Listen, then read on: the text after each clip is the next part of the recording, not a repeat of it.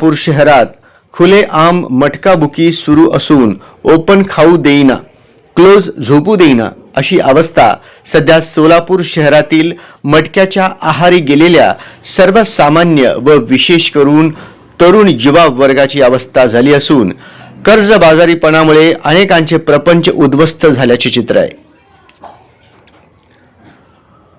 मटकाबुकी मालक मालामाल तर सर्वसामान्य व तरुण युवक मटक्याच्या व्यसनामुळे कर्जबाजारी होऊन बेहाल झाले असल्याची अवस्था सर्वत्र पाहायला मिळत आहे. शहरातील बोगस डॉक्टरांचे क्लिनिक व मटक्याला खुलेआम चालविण्यासाठी अभय कोणाचे हा प्रश्न सर्वांना सतावत आहे. जर जनतेचे रक्षकच भक्षक बनायला लागले तर सर्वसामान्य जनतेने विश्वास ठेवायचा कोणावर असा प्रश्न सध्या सोलापूरकरांना पडलाय. कुंपणच शेत खात असल्याने याबाबत तक्रार करायची कुणाकडे हाच प्रश्न नागरिकाला सध्या सतावत आहे. सोलापूर शहरात मागील महिन्यापासून खुलेआम चालू असलेल्या मटक्याने शहरात मोठ्या प्रमाणात जोर धरून धुमाकूळ घातलाय. कष्ट न करता झटपट श्रीमंत होण्याच्या नादात शहरातील तरुण व युवा वर्ग या वाम मार्गाकडे मोठ्या प्रमाणात आकर्षित होताना दिसून येत आहेत. या मटक्याच्या नादी लागून अनेकांचे प्रपंच उघड्यावर येऊन पडल्याचे चित्र शहरात अनेक ठिकाणी पाहायला मिळत आहे. तर मटकाबुकी मालक व मालक मात्र गबरगंड झाल्याचे ही चित्र पाहायला मिळत आहे. या मटका जुगाराच्या नादी लागून अनेकांनी आपले अख्खे प्रपंच उद्ध्वस्त करून घेतले असून कर्जबाजारी होऊन दारू गांजा यासारख्या व्यसनांच्या आहारी गेले आहेत. शहरातील अनेक ठिकाणी मध्यवस्तीत पानटपरी नावालाच पण मटका टपरी जास्त चालू आहे. यामध्ये दिवसाला लाखो रुपयांची अवैध उलाढाल होत आहे.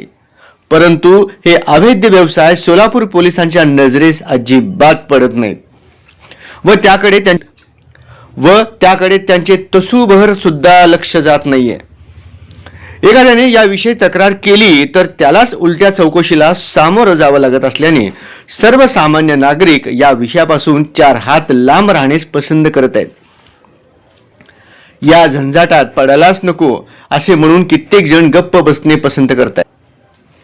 अवैध धंद्यांविरोधात कारवाईबाबत पोलीस खात्याची भूमिका संशयास्पद असल्याने जनतेने भरोसा ठेवायचा कोणावर असा सूर सध्या नागरिकांमधून निघत आहे. पोलिसांनी मनावर घेतल्यास 1 तासात शहरातील सर्व अवैध धंदे हद्दपार होऊ शकतील. परंतु कडक कारवाई करण्याची भूमिका पोलीस खात्याने स्वीकारणे गरजेचे आहे. परंतु पोलीस खात्याकडून अशा अवैध धंद्यावर कारवाई का केली जात नाही? पोलीस खाते सुद्धा या 2 नंबर मटका बोगस डॉक्टरवाल्यांना घाबरत आहेत की काय अशी चर्चा सध्या रंगत असून नक्की कोणाच्या आशीर्वादाने हे काळे धंदे सुरू आहेत याचा उलगडा जनतेला होणे गरजेचे आहे. या अवैध धंद्यांमुळे शहरातील गुंडागर्दी पुन्हा मोठ्या प्रमाणात शहरात फोफावण्यास सुरुवात झालेली आहे. शहरातील वाढलेल्या गुंडागर्दीमुळे गुन्हेगारी आणि गुन्हे हे मोठ्या प्रमाणात वाढली असून ही बाब शहरवासियांसाठी मोठी डोकेदुखी ठरणार असल्याने अशा या अवैध व्यवसायाला खुलेआम पाठबळ कोणाचे हा प्रश्न निर्माण झालाय.